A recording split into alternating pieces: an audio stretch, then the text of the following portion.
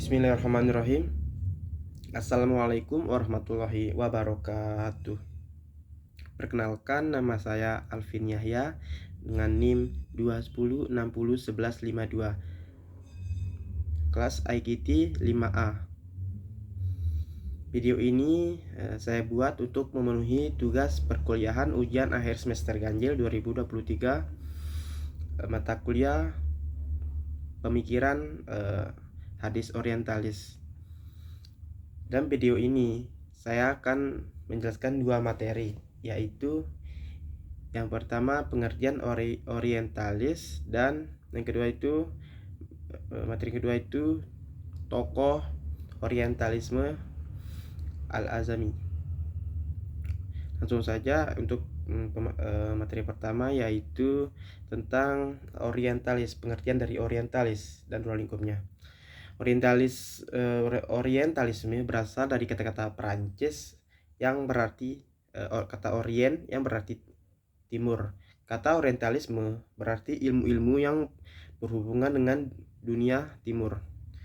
Orang-orang yang mempelajari atau mendalami ilmu-ilmu tersebut disebut orientalis. Terus atau ahli ketimuran. Menurut Joseph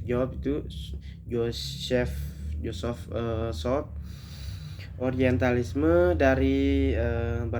orientalisme itu berarti suatu paham atau aliran yang berkeinginan menyelidiki hal-hal yang berkaitan dengan bangsa-bangsa di timur beserta lingkungannya.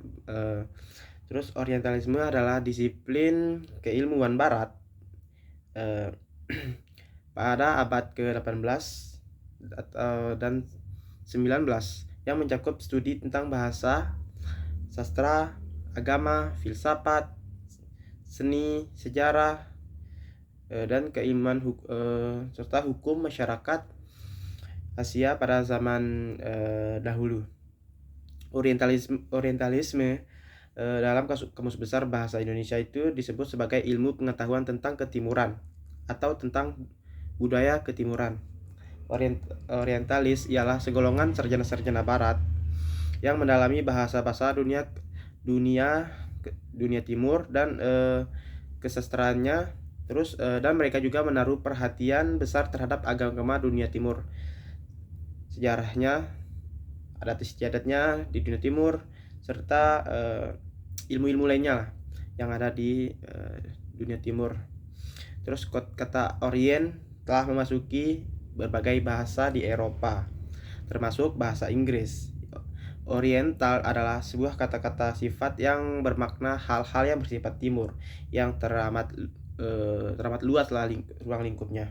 Terus orientalis adalah kata nama pelaku yang menunjukkan seorang yang ahli tentang hal-hal berkaitan dengan timur tersebut.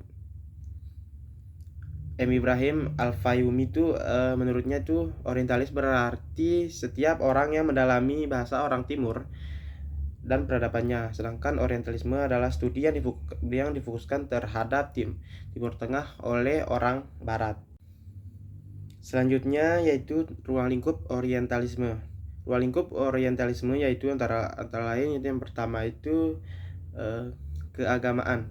Agama merupakan motif utama bagi para orientalis yang dalam menjalankan misi mereka, yaitu ketika para pendeta melihat umat Nasrani dalam jumlah besar masuk dalam agama Islam, kemudian takjubnya halayak ramai lainnya terhadap Islam ini yang tersimpan dalam lubuk hati mereka ketika melihat kemajuan dan keunggulan militer yang tersimpan oleh kaum muslim. Peradaban yang dimiliki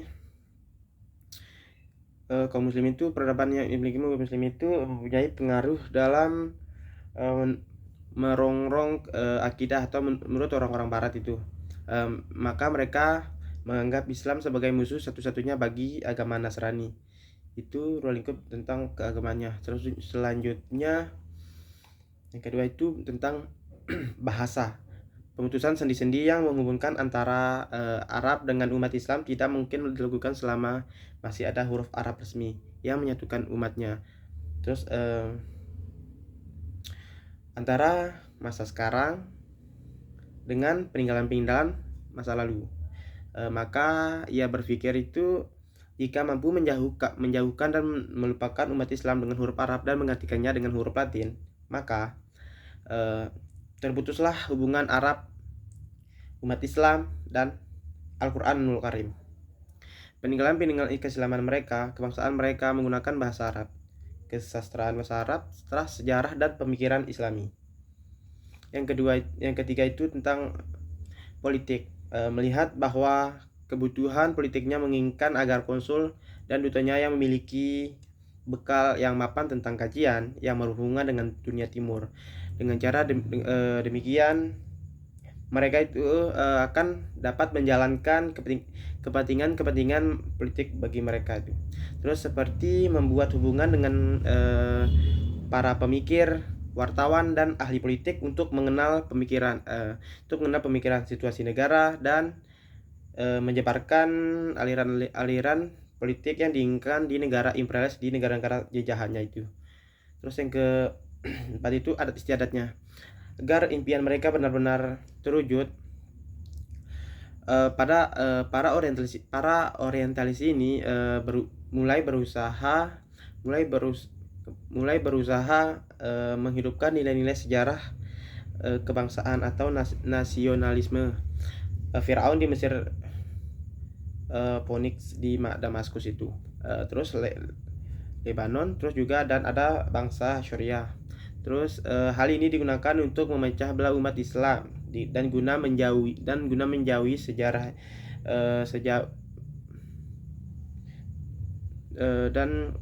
guna mengetahui sejauh mana ketangguhan Islam dalam mempertahankan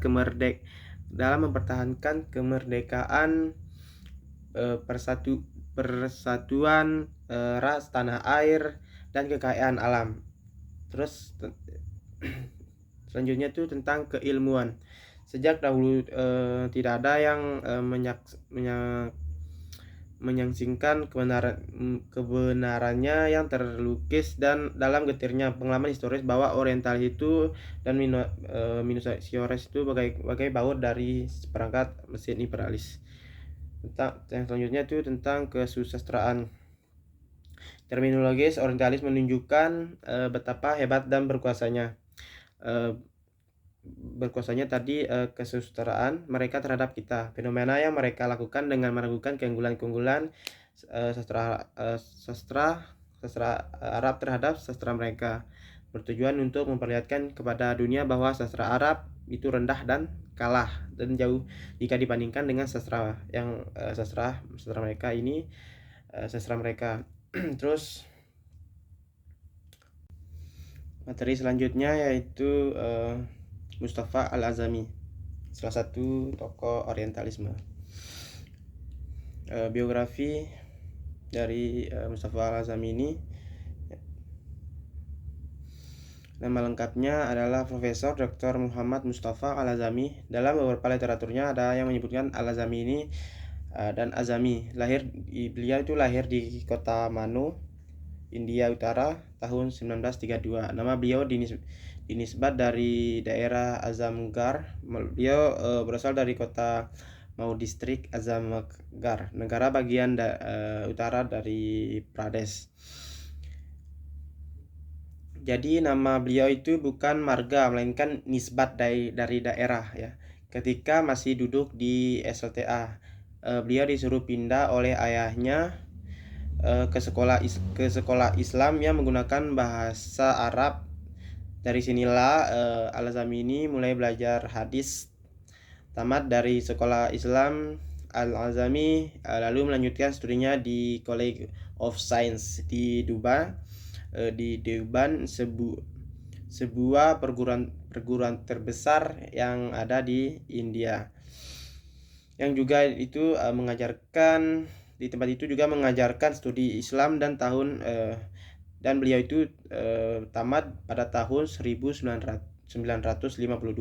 Kemudian melanjutkan studinya di Fakultas Bahasa Arab jurusan Tadris Universitas Al-Azhar di Kairo dan tamat pada tahun 1955 dengan memperoleh ijazah al-alimiyah pada tahun itu juga beliau itu kembali ke tanah airnya, yaitu India. Tahun 1956 beliau diangkat menjadi dosen bahasa Arab untuk orang-orang non Arab yang ada di Qatar. Lalu pada tahun 1957 beliau diangkat sebagai sekretaris perpustakaan nasional yang ada di Qatar. Terus kemudian pada tahun 1964 beliau melanjutkan studinya di Universitas Cambridge, Inggris, sampai meraih gelar PhD tahun 1966 dengan disertai berjudul Studies in Early Hadith Literature. Lalu kembali lagi ke Qatar untuk memegang jabatan yang semula tadi. Lalu pada tahun 1968 beliau mengundurkan diri dari jabatannya yang ada di Qatar dan pindah ke Mekah untuk mengajar di Pascasarjana jurusan Syariah dan Studi Islam Universitas King Abdul Aziz. Untuk sekarang itu kini menjadi Universitas Al-Qura. Terus pada tahun 1973 beliau pindah di Riyadh untuk mengajar di departemen studi Islam Fakultas Terbiyah Universitas King Saud. Dan di universitas ini Profesor Dr. Ali Mustafa Yakub bertemu dengan Al-Azami sebagai murid dan guru. Terus di mana setelah tamat ia mendapat amanah dari Al-Azami untuk menerjemah buku-bukunya Reputasi Ilmiah, dan Al-Azami melejit ketika pada tahun 1980 beliau ini memenangkan hadiah internasional Raja Faisal Riyad, yaitu kini Al-Azami ini tinggal di perumahan dosen Universitas King Saud yang ada di Riyadh tadi sebagai guru besar hadis dan ilmu hadis di universitas tersebut. Karya-karya Muhammad Mustafa Al-Azami adalah Studies in Early Hadith Literature. Terus pemikiran dari Mustafa Al-Azami ini tentang penulisan hadis. Menurut Al-Azami, apabila berbicara mengenai hadis Nabi, maka kita juga perlu mengkaji sikap Al-Quran terhadap hadis, serta sejauh mana hadis memperoleh perhatiannya. Apabila keluluhan nilai hadis dan kedudukannya dalam Islam sudah diketahui, maka para pengkaji itu mengkaji bagaimana cara-cara yang ditempuh kaum muslimin dan dalam memelihara hadis tersebut. Ayat-ayat Al-Quran banyak memberikan penjelasan tentang peran dan kedudukan hadis dalam Islam. Terus informasi yang didapat dari Al-Quran antara lain itu dalam Al-Quran surah An-Nahl ayat 44 bersihkan tentang peran dari Rasulullah sebagai mubayyin untuk memberikan penjelasan bagi umat manusia atas Al-Quran yang hadis itu yang artinya hadis Al-Quran tersebut, dan kami turunkan kepadamu Al-Quran agar kamu menerangkan pada umat manusia yang telah diturunkan kepada mereka, ya, supaya mereka memikirkan. Itu dari surat An-Nahl ayat 44. Sebagai contoh, Al-Quran memerintah kita untuk melakukan sholat, tetapi tidak menjelaskan secara detail cara sholat.